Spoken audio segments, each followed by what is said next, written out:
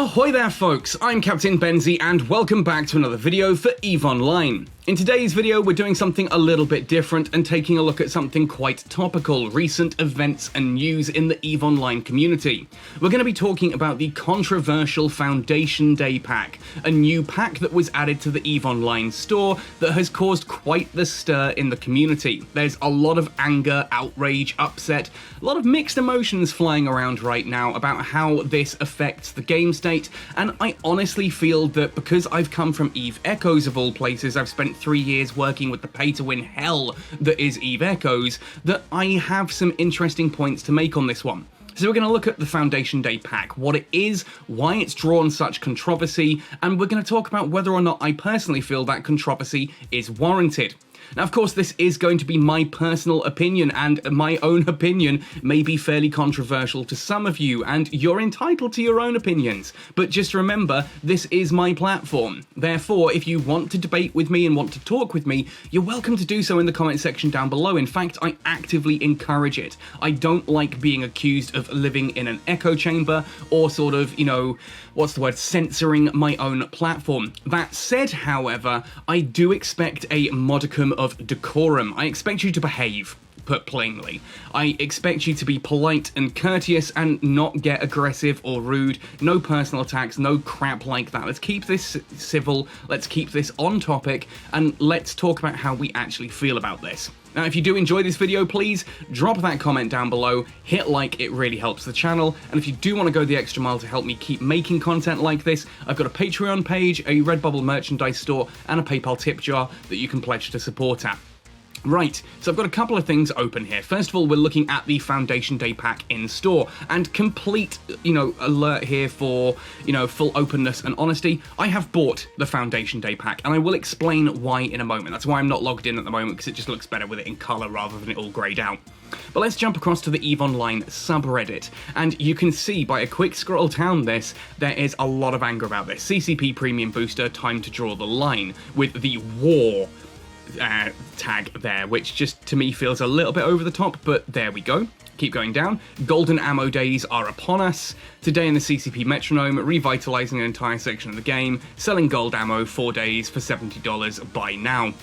CC, please let me give you my money. Since gold ammo's back on the menu, boys, can I finally get the key to the door? This kind of thing. There's a lot of anger about this going on. There's more further down, but I'm not going to sit and scroll through it.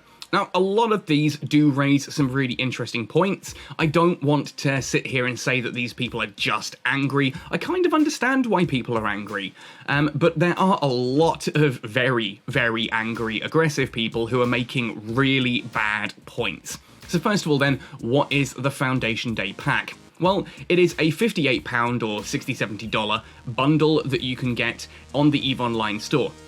Get 8 fresh Lava Core Imperial skins, 2 boosters, 1 new, robes, plex, and skill points. And the reason I got this is because I'm an absolute sucker for the Lava Core skins. You know me, I'm not a big fan of the simple gold and white of the standard Amarr Empire ships. I do like the Amarr ships, some of them, so the Lava Core skins are absolutely awesome. I also used some of the plex that you get in this to buy myself the Confessor Lava Core skin, because it is just freaking gorgeous. Anyway, so what do you get in the pack? You get 1,000 plex, you get 256,000 skill points. This is the main reason I got this pack, because now large skill injectors for me are only 150,000, so this is a nice way to just help push into some of those skills that I'm training in order to, make content for you guys. I know a lot of people sit there and again probably look at the fact that my account is, 18 months old, the new account that I'm running in EVE Online, and I'm sitting on over 80 million skill points, and people just go, oh my god, you're a pay-to-win idiot. No, I'm doing it so that I can fly all the different ships to showcase them properly in content, and that pay-to-win topic there with skill points we'll discuss in just a moment, because this is something that really irks me about the EVE community, and it kind of shows a fundamental lack of understanding in the game, but we'll get there. You then get an advanced boost cerebral accelerator. This gives you the plus 10 to all of your training stats for its duration, so you do gain a whole load of extra skill points over a duration with that. I really like these. They're a great way for people to catch up and get those skills trained. And then the Wisdom of Gaynok booster. I'm going to skip over this for now because this is the controversial point that a lot of people are angry at. Below this, we have the male and female Amar courtly robes, which I could give less of a damn about if I tried. Essentially, these are Amar cosmetics. They're not for me, but I'm sure some people are going to love those. But then we have the Lava Core skins. And yes, it does say 8 up here. It's because we've got the Bane, the Paladin, and the Heretic, but you also get, like, the Coercer Navy issue. That takes us already up to 5. I think you get the Apocalypse rather than just the Paladin as well, which takes us to 6. And then the, I forget what it's called now, the Revelation. I think you get in there as well. There's 8 skins in there in total. I'm a little annoyed, actually. My anger with this pack is that it lists 8 skins up here. It says, 8 fresh Lava Core Imperial skins, but it only actually tells you what 3 of them are. And so I kind of feel, yeah, we should probably have listed out the others as well. There should be the other 5 down here so that people actually know what they're getting. That's my biggest controversy with this, which should tell you something about how I feel going forward. Now let's address skill points first and foremost, because this is a quick and easy topic, and it goes back a fair while in the EVE community. Yes, you can buy skill injectors, right? People can harvest, extract skills out of alts, sell them on the market for skill injectors, which other players can then buy with ISK and basically level up. Or there are various different packs and things up here that you can buy that will give you raw skill points as well. Now, the argument is, oh, this is pay to win. You can just pay to skill up. I had to sit for years while my skills trained. Yeah, awesome. Glad that you had to go through what is essentially non-gameplay in order to get the thing. You just had to sit and wait for your skills to train. Don't act like it was some real hardcore experience for you. It wasn't. The game was also a lot younger then. You had more new players, people of your skill level around you. Game's 20 years old, right? The game is 20 years old, which means there are characters who have been skilling up for 20 years. Now, the way that skills work in EVE Online is that basically, when you've got your 5 levels of skill, let's talk about, just for example, a Mar Destroyer. If you're skilling up a Mar Destroyer, then the first 4 levels take up about 18 to 20% of the skill point investment for that skill, and they give you about 80% of the skill bonuses, right? Because you're getting 4 out of 5 of the levels of the skill, and any ship that you fly that would get bonused for it is getting 4 out of the 5 tiers, so you're getting 80% of the effect for less than 20% of the skill point investment. That final tier, however, is 80% of the skill point investment for only 20% of the actual benefit that you could theoretically get for it. And in some cases, that's just the skills that are a direct effect. Things like, for example, a Mar Destroyer being the whole fact that how it affects the Coercer. If you've only got it at 4, you're getting 80% of the full 100% effect you could be getting. But then if you were to look at something like, I don't know, for example, small pulse laser specialization, that you're only getting 2% per level. It doesn't affect any of the ships directly, so it's not a big buff, but you're getting 2% additional damage per level of that. So by the time you've got it to level 4, you're getting an 8% boost. At level 5, you're getting a 10% boost. It's not a huge difference between the level 4 and the level 5 at this point. But bear with me here. I've got 80,000 skill points. Does that mean I'm just going to trounce you in every fight that I come up against you in? No.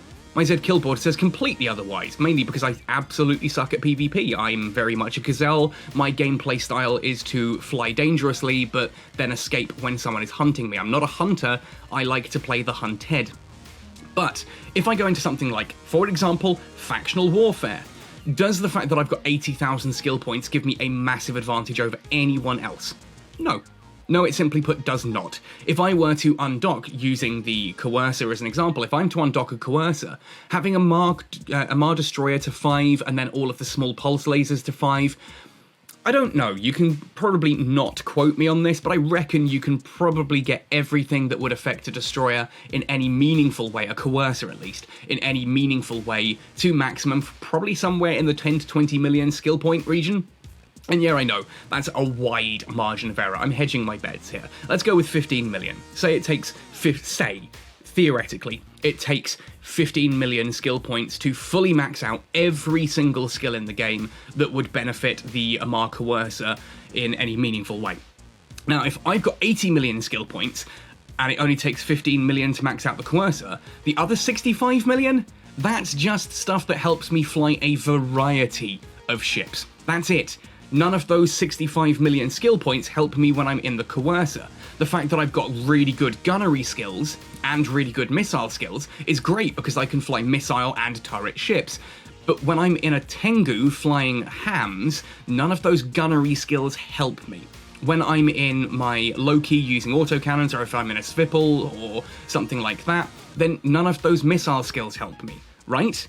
So there are thresholds where you kind of hit a point where skill points don't do anything more to the ship you're in, and having a plethora of skill points only actually helps increase the variety of gameplay available to players. So for me, skill points are 100% a catch-up mechanic. They're not pay to win. They're really not pay to win, because you can just sit there logged in, or hell, not even logged in, you can just sit there and wait while your skills train. That is how EVE works. All paying does is allow you to reach those thresholds faster, which, considering it's a 20-year-old game, can you imagine if anyone had to come in right now and you couldn't buy skill points, you couldn't do anything? It's going to really suck for a lot of people. For someone like me who's, been on and off in EVE since about 2012, I wanted to make content. If I'd had to sit and wait for 4 years to be able to actually fly the ships that I want to showcase, that'd be awful. So this, I'm cool with. But let's now talk about the Wisdom of Gynoc booster. Named in homage to Amar's founding prophet, this powerful booster grants 4% energy turret damage, 7% armor repair, and 3% maximum velocity. This is a booster, right? It is a consumable item. You consume it and it is gone. It's out of your inventory and gone for good. You can't get it back. It also can't be sold on the market, so you can't buy a load of these packs and then just sell that on the market for people to buy.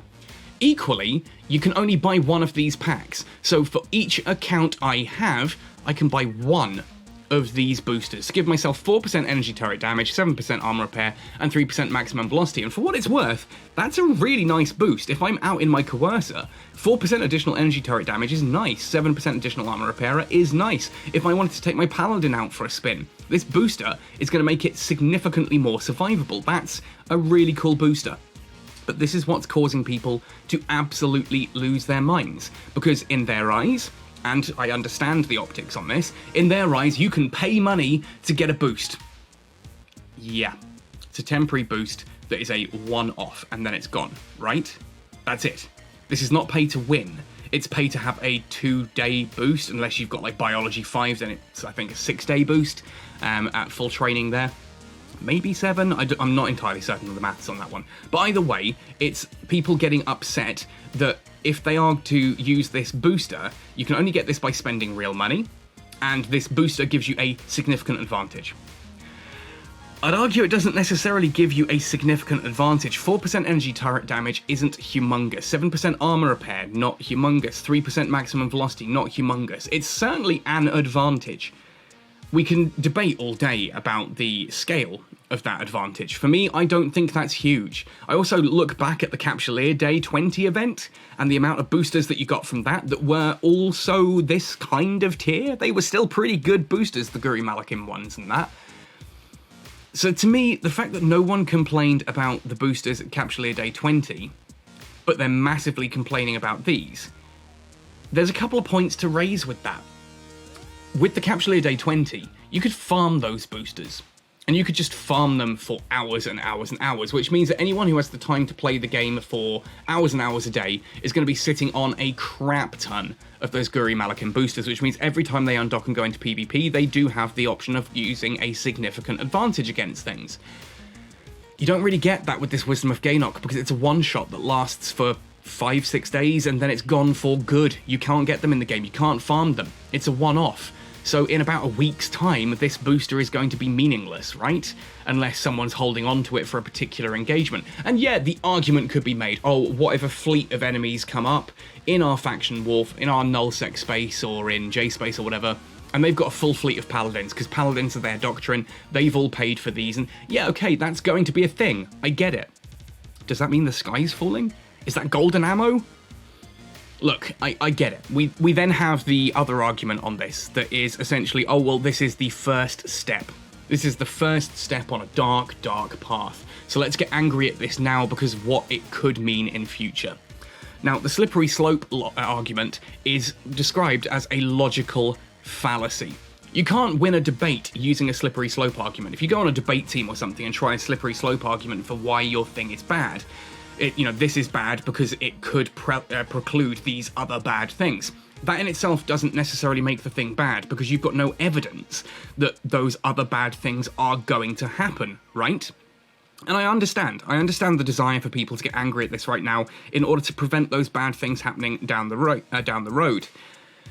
The thing is, though, the point of a slippery slope debate is that you should be not using it and rather actually arguing against the actual bad stuff when it comes. To me, the Wisdom of Gaynok booster, not bad. It's a one-shot thing that gives you a fairly significant advantage, or a not insignificant advantage, surely, but for a brief period of time, and you can't buy more of them. So it's a one-shot, and if you use it and you don't properly utilize it in that, duration, well, your mileage is going to vary on it.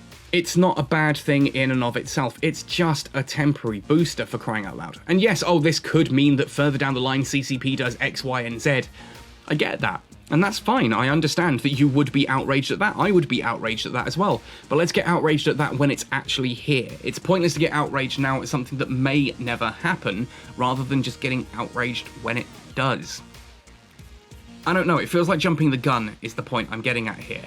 Like saying to, CCP, this is not what we want, we don't want this to go any further down. I'm pretty sure they understand that. I'm pretty sure that that CCP understand that we don't want proper golden ammo, the ability to just purchase ammo that is available for cash only, and it is significantly better, like it's Scorch +1 kind of thing. It's, I can use Scorch because I'm a free, I can use Scorch, which I buy in game, but I can use Scorch +1 if I pay real money for it. Yeah, that's awful, but that's not what's happening here. And I'm pretty sure CCP know they don't want that. For all of the outrage on Reddit over the decades at this point with EVE Online, for all of the outrage on Reddit over the decades, CCP ultimately run a decent ship. This game's lasted 20 years. Name any other games that have lasted that long. You'll be hard-pressed to find any that are still going with the same level of community and dedication as EVE Online. So CCP clearly know what they're doing to a certain degree. They also understand how this game works. They also understand how the market works. And there are things that, we may disagree as players, that, there's been some changes to the market, for example. I know a lot of players are like, oh, I don't like this. That's not what I signed up for. They've changed it from how I liked it. It's that understanding that what's good for the game isn't necessarily good for the player. And yeah, sure, there are things that you as a player may enjoy, but they're not necessarily things that are good for the game. It works both ways. I think CCP ultimately always have to take a look at what is best for the game as a whole rather than the individual players. So there are always going to be changes that individual players don't like or feel aggravated by. But then a couple of years down the line, new players are in and looking at it going, actually, this is really cool, and you explain how it used to be, and they're like, oh god, that would be awful. So there's that.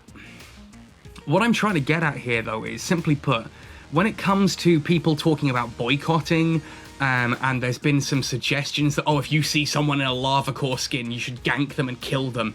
We should make it absolutely aware that this isn't fair. That's really crap. That is not a way to treat your community and players around you. Just because I've got a lava core skin, I've bought this. I don't really use boosters of any kind in-game. I probably should. I should be using things like hardshell and that a lot more frequently. This is going to sit in my hangar for years. I'll probably find this after it's expired, kind of thing. For me, I bought this because I wanted the lava core skins, because I wanted the skill points, the advanced boost cerebral accelerator. 1000 plex is certainly quite nice as well, but this and the robes didn't even really register on for me. I kind of looked through this and went, oh, 1000 plex, 256,000 skill points, and some really cool skins. Yeah, that'll do nicely. That'll do really, really nicely. And with that plex, I bought myself 2 loads of MCT. I bought myself that the Confessor lava core skin because it's gorgeous. You're going to be shooting me because I bought this pack, even though I don't give a crap about this? I will quite happily talk to the developers. I'll talk to the guys on the partner Discord and say, look, a lot of people are angry about this. And you know what? They know. A lot of people are angry about this, and I personally don't really understand. That's a lie, I understand. I understand that it's the start of a slippery slope argument. I just disagree with slippery slope arguments. I don't think this is bad in and of itself, and I think that, yeah, you know what, if they were to announce golden ammo or things like this in future that are, not one-time use and limited to one per account, then yeah, I probably would be getting outraged, but that's not what's here. What we have in front of us doesn't outrage me. I'm not going to get outraged at something that could come in the future. I'm going to get outraged if that something does actually arrive. Hopefully that makes sense. So this calling for boycotts, calling for attacking players who dare to have bought this pack and supported it. Yeah, that's not cool. It just makes you look like a real sourpuss. Because quite frankly, if you weren't annoyed at the Guri Malakim stuff, you're sitting there saying, well, you know, the Guri Malakim boosters were really good and all this kind of thing, but this one's really bad. The only real difference between these is that the Guri Malakim were farmable, which makes them infinitely more exploitable, and they were available in-game. And I get the concept of having things available in-game and not necessarily, you know, available purely for purchase like this. But equally, I don't see this as bad. If you're getting outraged that this is only available for premium currency, but you weren't outraged at the Guri Malakim boosters, then your argument isn't that it's a powerful booster. Your argument is that you don't want to spend money and you still want to have the nice thing. It's a one-off booster. It's really a one-off booster, and I'm not trying to belittle anyone with this. I'm just trying to put some context around it and kind of scale it into something reasonable. It's a one-off booster, and I don't think anyone is spending $70 for one booster that is one per account. No, people are buying this for the skins, the plex, the skill points. I mean, the plex alone, how much is 1,000 plex normally on the store? $34.99. So $34.99 less the 58.10, 34, 50, 54. Basically, you're getting the 1,000 plex and then paying £24 for the rest of the stuff here, which personally I think is a steal. I think that's good. I bought this because that's why, you know, I wanted the skill points, I wanted the boosters, and the advanced boost cerebral accelerator, I wanted the skins, skill points, and booster. This was just a nice little thing that's probably going to sit in my hanger forever. But anyway, that is my opinion. That is just my opinion. I'd love to know what you guys think. If you think I've missed something dramatic here, if you think I've been unfair or unreasonable in my approach to this, let me know in the Discord. In the Discord? Yeah, well, yeah, come join me in Discord. Let me know there as well. But obviously, you know, there, if you're rude, you're going to get banned. Let me know in the comment section as well how you feel about this. Do you think I've been unfair, that I've missed something, that I've misrepresented something? I'd love to hear from you. I'm not here to be in an echo chamber. I'm here to give my opinion. And as long as you're polite and courteous back, cool. Have your say too. Anyway, folks, thank you for listening to this one right the way through to the end. I would love to know your thoughts and opinions, so yeah, chat with me. Otherwise, happy sailing, and see you in New Eden.